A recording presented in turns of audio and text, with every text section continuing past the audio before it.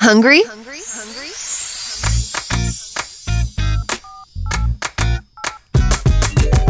Order your favorite meals and drinks from hundreds of restaurants through the best app and have your food delivered to your doorstep.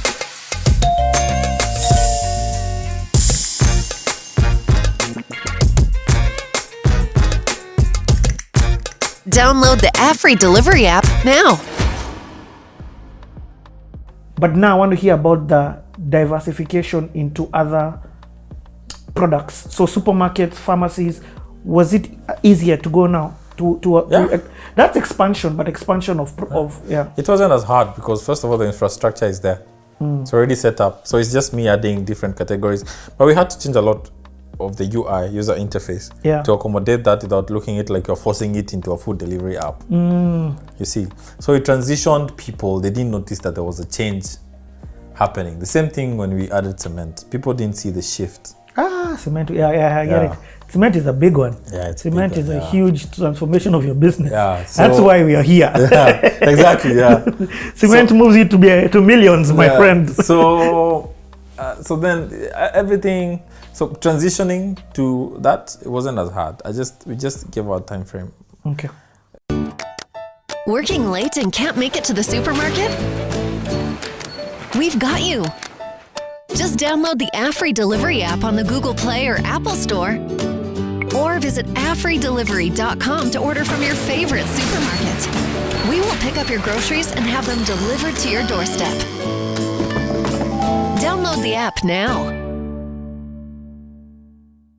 Like, okay, at this point, we need to look like this. We need to be doing this. We know what our customers want. Let's look for stores that are providing that.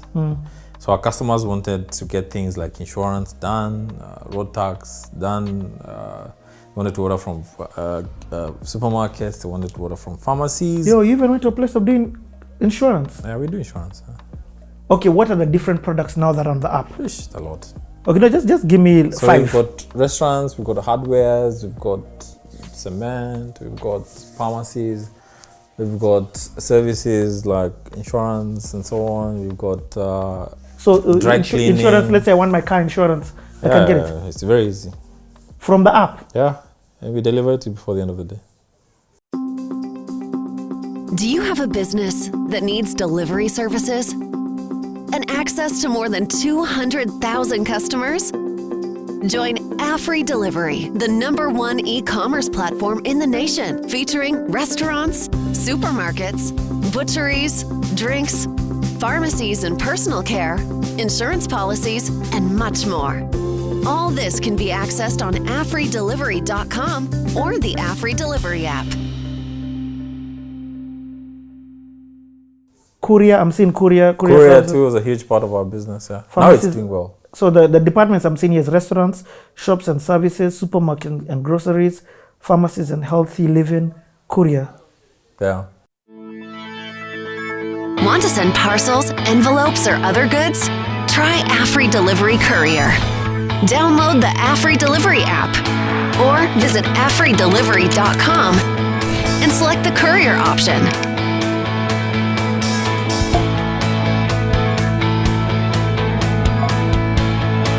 Select your pickup and drop-off location. Select your mode of payment.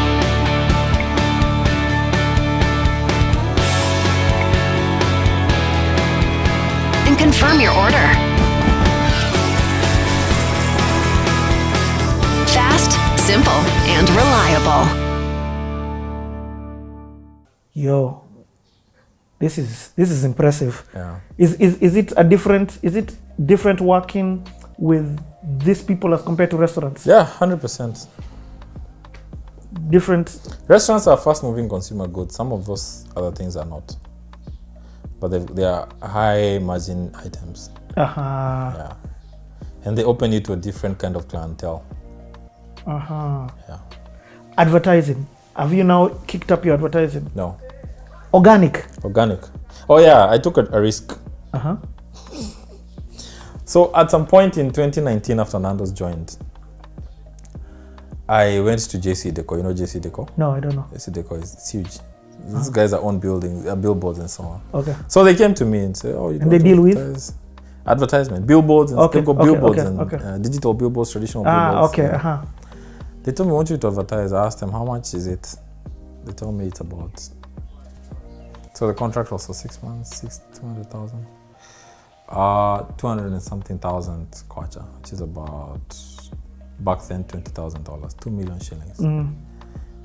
And I told them I don't have this kind of money to pay you. I don't have. So if you're willing to take a gamble on this business, you will give me all this and a credit note. So I'll be paying you $1,000 every month. Only if my business grows. So they said, you know what, cool. So they gave me digital billboards, they gave me billboards. I put them up and my business exploded. My business grew. I couldn't even sustain it. What? Yeah. It was too much demand. It was. And you've got how many bikes at this time? I'm still at, the problem is only when you have less bikes. But when you have 30, 40 bikes, you're good. You're okay. You can, all riders are not always busy, so you can always move them around. So I was at 30. What's your peak time? So what does your peak time look with your bikes? Orders start coming in from? So nowadays it's every time. So every time is peak time? Yeah, so 7 there's breakfast. Then 11 now it gets crazy with lunch, 11 all the way to 2 p.m. And then we've got something we call happy hour, which is 3 p.m. And this is about efficiency. I'll talk about that. 3 p.m. to 4 p.m., which is free delivery. So anybody that doesn't want to pay delivery comes at that time. From 4 to 5 is more or less when my drivers now rest for a few hours, for an hour, eat, charge their phones, and then from 5 now. It's over until 10. Up to 10. Yes. Especially Friday, Saturday, Sunday. What? Yeah. So like drivers are always constantly. So like now they are on the move. And they enjoy that. It's adrenaline, it keeps them going. I love that about them. If a rider sits for an hour without an order, he gets concerned. It's like, hey, I'm sitting, what's going on? Because they're also very competitive. In fact, I want to ask you, do you pay them on commission or do you give them salaries? They've got incentives, but they also have set salary, their own salary. But you've got KPIs and incentives based on your performance. So they know, but why would you put the KPIs on them if they're not the ones who, because you said there's somebody who chooses who gets them. Yeah. Oh, but then the KPI is just on, are you on time with your delivery? That's one, and also the number of deliveries you do, because don't forget that the choosing is only comes, most of my riders almost perform on the same level. So it's not like one will be very disadvantaged, no. So most of them, you see one is good at this area, the other one is also good at this area. Okay, I get. So there's more or less a lot of equal distribution among them. And I heard you earlier on, you said that your best performing rider right now is a female. Yeah. Do you have many female riders? No, there's just one. I think she's the only one in the industry. Yeah. What, man, that is crazy. She's something. Now then earlier also I heard you talk about your motorbikes and your motorbikes breaking down a lot. Yeah. So now you've got 36. Yeah. At this period of time that we're talking about, what kind of breakdown are we looking at? Did you do training for them to teach them how to ride their bikes? How do you? No, they come. We got a policy. You don't come to our office to train. You come to work. You train at all those other guys. You come to go to work. So like I've got just enough riders, but I've got the best riders. And I know that for a fact. I know that because sometimes when I want to distress, I do dispatch. Okay, so I sit and I'm like, today I'm the one assigning orders because I'm very good at that. So you're hands-on? Yeah, I'm very good at dispatch, man. I'm like spot on the best. Because you've been there from day one. Yeah, I understand the business and I understand these drivers. And those guys are exceptional. My drivers, their performance is absolutely insane. I told them that last weekend because I was looking at the number of deliveries they did and the time they took to do those deliveries and the fact that there were no complaints. I'm like, these guys are a different kind of breed. Yeah. How do you get that? Is it in your selection of them? Yeah, experience matters. And attitude is also important. But you know what I did is I empowered those drivers a lot. Those drivers, first of all, don't share bikes. So you have your own bike. Most of the times, you find that you own your own bike. So either through us, either you came with it or we helped you buy it. Oh, serious? Yeah, all my drivers own bikes. They have bikes. So those are their bikes? Their bikes, yeah. Those who don't own, eventually they end up owning them. Yeah. But majority of them now are either paying for their bikes somehow or they came with their bikes. So what happens? Why would you make them pay for their bike? Why would you do that as a business? Because I'm trying to create, first of all, I'm trying to create a revenue stream for them. So you own the bike, then I rent it from you. Yeah. Doesn't mean that once you own the bike, you take it. No. I lease it from you, then I pay you the rentals. Okay. Yeah. Why would you do that? Because first of all, it's a good way of empowering them. And it's also important when you're looking at retention of employees. Hey, bro. Because if you want that rider to work there for 2 years.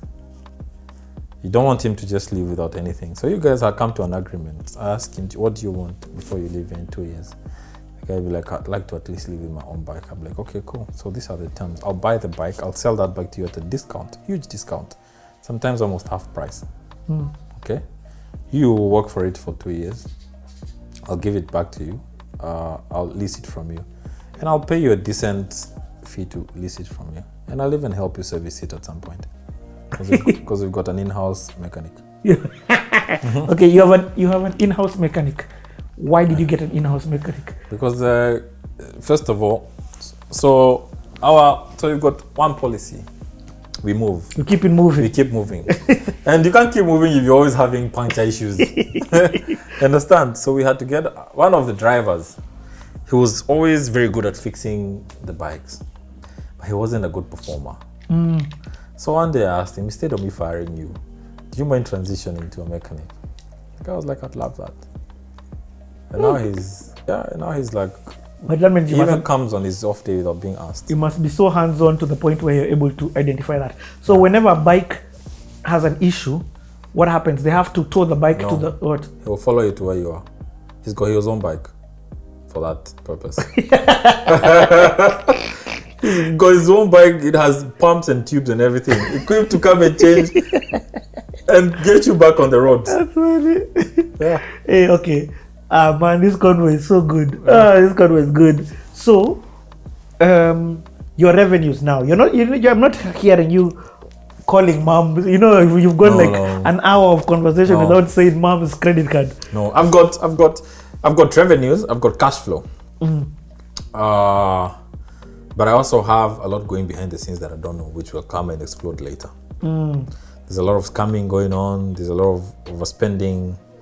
Yeah, and then so this cash flows are lying to you that we are making money. We are making money and we are not, because your book balance, once you settle everything, it's not making any sense. Okay, so continue with this story then. Yeah. So where was I? Yeah, 2019. You've. Okay, actually, it's 2019 when you expand. Because I heard you saying you expand. No, two other things. The variety of items. Yes, but not to other towns. Other towns only expanded last year. Last year was 2020. Yeah. Yeah. Okay. Yeah. So 2019 hits. What other change happens? Actually, let's change. Hey, not even the battery. Let's change the card while people go and download afreedelivery.com. Yeah, we put a new card in.